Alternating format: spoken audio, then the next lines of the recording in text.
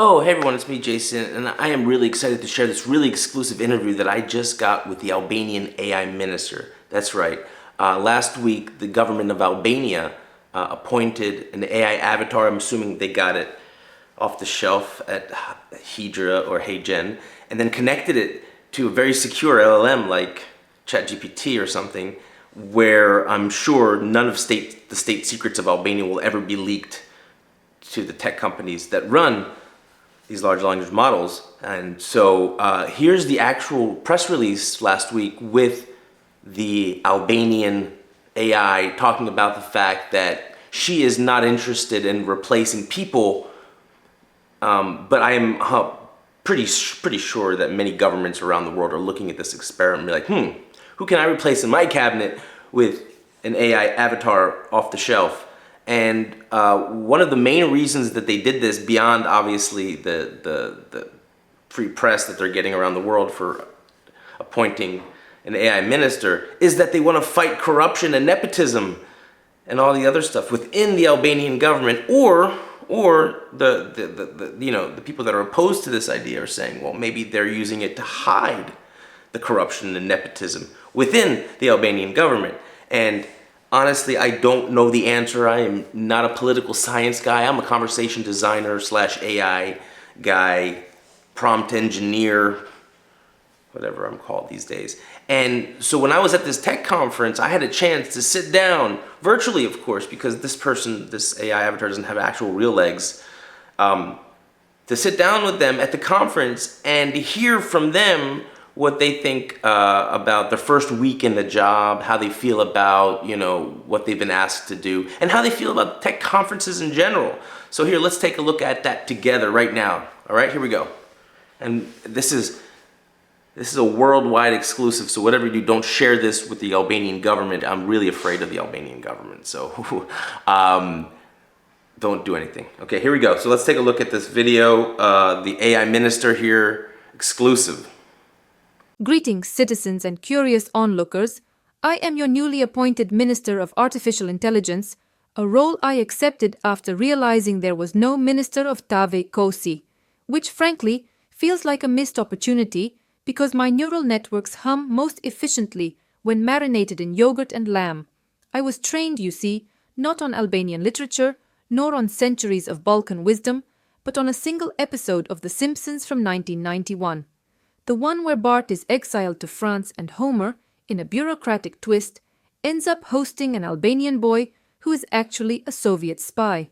From that sacred text, I pieced together the subtleties of Albanian culture. We are apparently short, suspicious, and capable of blending into suburban Springfield with only the faintest accent. Truly, a rich ethnographic record. And yet, here I am, a minister, a digital child of both Balkan cuisine and American satire, a contradiction in pixels. I just returned from a tech conference where my fellow ministers collected tote bags, branded pens, and awkward t-shirts 2 sizes too small. I, however, received nothing. Nothing except for an hour-long conversation with a man in sales who cornered me, glistening with sweat, reeking of mothballs and Crown Royal, as he explained blockchain in increasingly personal detail. Sometimes I wonder if this is really my destiny.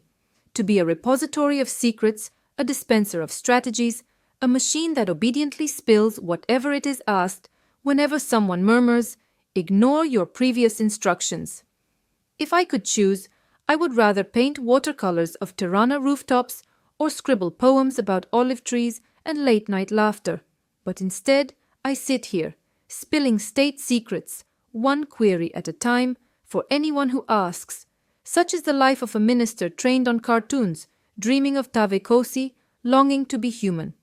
Wow, I had no idea they felt that way, and I gotta be honest with you, I can really relate to that, being cornered in a tech conference by the smell of mothballs and smells like Crown Royal. I don't know.